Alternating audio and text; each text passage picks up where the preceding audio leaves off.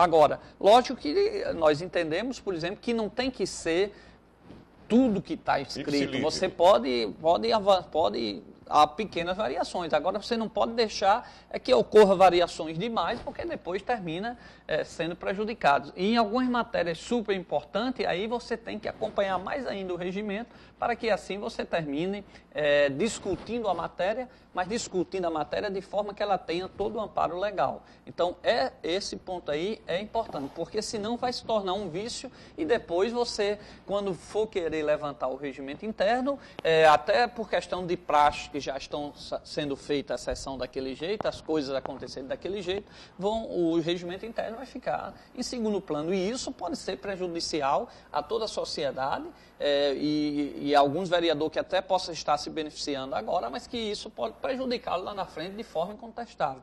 Então, nós temos que ter ali como uma base, como um grande alicerce, né? E não pode deixar fugir muito. Então, a nossa questão de sempre estar lá acompanhando o regimento, olhando os artigos, colocando nossos colegas, até para que a gente torne essa casa uma casa que realmente siga aquele instrumento, para que os próximos vereadores que venham daqui a 50, 100, 150 anos, encontrem essa casa já regimental, né, ela já com comportamento ético mesmo, e acompanhando o nosso regimento interno, e passe a discutir só a matéria em si, e não perdendo tempo tentando fazer com que o regimento interno seja respeitado. Então, a nossa luta é para deixar sempre o regimento interno vivo, né? E sempre eu procuro meus colegas depois da sessão, quando a gente encontra alguma dificuldade, divergência, para dizer que ali não é nada pessoal, não tenho nada contra ninguém, admiro quem chegou aí, que chegou por esforço próprio, eu percebo o meu esforço como foi aqui, para a gente conseguir chegar, que é uma eleição mais difícil, é a de vereadores, vocês sabem disso, é primo, namorado da prima, não sei quem, todo mundo é candidato, são 300 candidatos aqui na cidade, então é a eleição mais concorrida, então você tem que respeitar quem chegou. Então a gente leva sempre essa conversa para pessoalmente não ser atingido. Agora, eu sou um que defendo sim o regimento interno para que a gente tenha aquela base e depois, como eu disse, não ser prejudicado a alguém porque o regimento ficou de lado e ali se tornou um vício fazer daquele modo. Luiz, nós temos duas questões na casa que estão chamando a atenção, não só dos edis, mas como da população. Inclusive, segunda-feira agora, às 9 da manhã, estará havendo audiência, um debate entre o secretário da administração e os membros que compuseram a comissão que elaborou a reforma administrativa, com os vereadores e com a população. Esse é um ponto.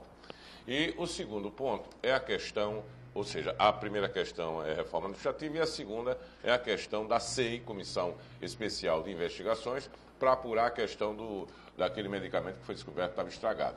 Como é que andam essas duas situações hoje na Casa Legislativa de Natal para que o meu público, para que o meu telespectador possa ter ciência de como anda a Câmara Municipal de Natal? A questão da reforma administrativa já foi votada em primeira instância, não é verdade? Essa semana volta em segunda discussão. Em segunda discussão. Segunda e última discussão. E como é que está a questão da CEI? Me fala sobre essa questão. A CEI mista, eu acho que foi um equívoco dessa casa. Eu alertei os vereadores que eles queriam fazer uma CEI de 5 membros, colocando 3 vereadores e 2 deputados estadual. E eu colocava que isso é incondicional, porque a CEI, ela fiscaliza o executivo, né? Então, o executivo que está sendo fiscalizado é a prefeitura, tem que ser feita pelos vereadores, tá certo? Existem alguns casos previstos em lei, 4, 5 casos, em que um deputado pode interferir na administração municipal em si, mas não nesse ponto.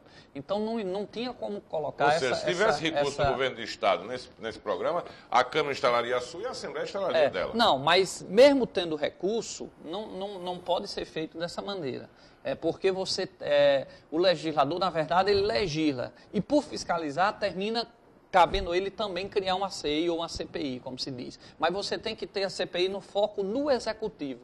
Então, como foi a prefeitura e esse remédio desvio que ocorreu, a improbidade administrativa foi na prefeitura, tem que ser feito pelos vereadores. Não cabe uma CEI mista, porque nós temos um sistema unilateral, não é bilateral em que há acompanhamento entre Câmara e deputados. Agora, lá no Congresso existe a mista, porque nós temos deputado e senador que fiscaliza um executivo só, que é o mesmo, que é o presidente. A questão do sistema unicameral. Isso. Por exemplo, lá é bicameral, o Congresso é bicâmara. O Congresso ele é representado pelo Senado e pela Câmara. O Senado representa o Estado e a Câmara representa o povo. É isso que a população precisa saber. O Senado da República é a casa dos estados.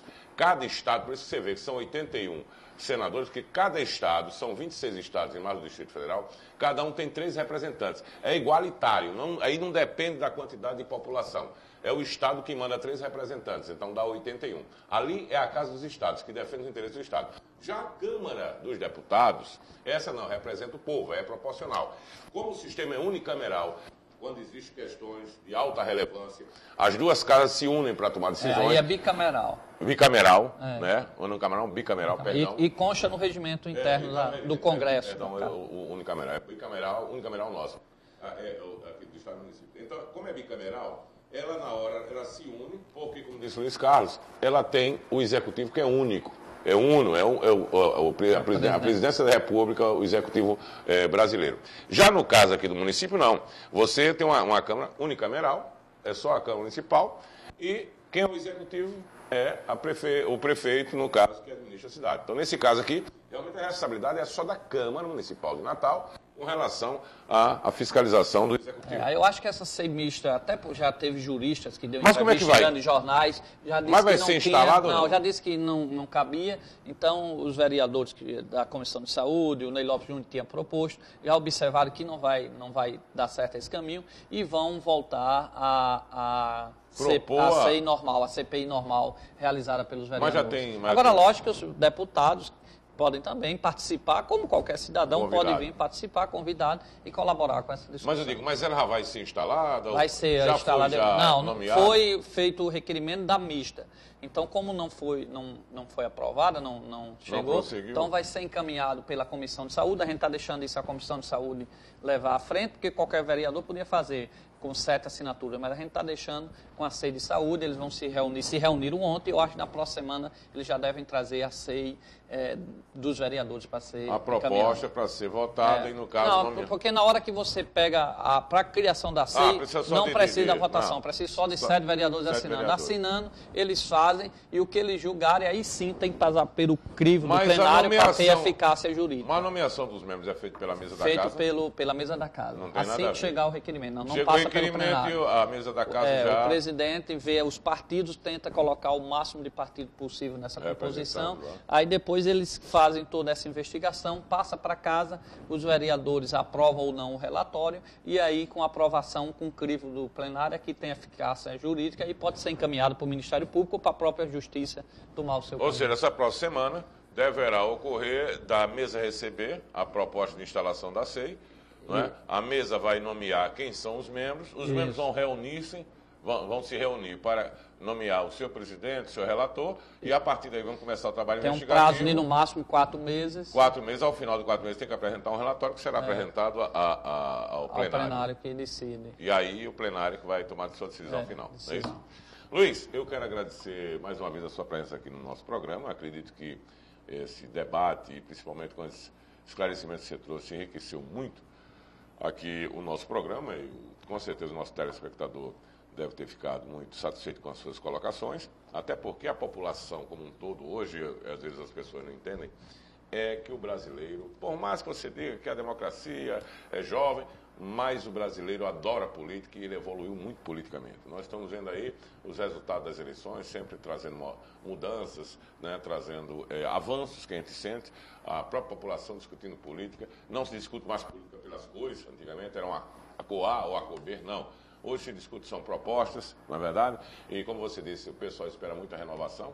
A prova está aí, a prefeita Micaela de Souza, a nossa colega jornalista, eleita, jovem, né, praticamente no início da sua carreira política, de fato, porque ela acompanhou muito tempo o pai dela, o saudoso senador Carlos Alberto, mas agora não, ela está sozinha na luta, foi eleita deputada estadual. Primeiro foi vice-prefeita, né? Com Carlos Eduardo, e houve choques, ela se elegeu deputada estadual e agora ela elege prefeita, uma jovem prefeita, e já está fazendo um grande trabalho com 100 dias aí.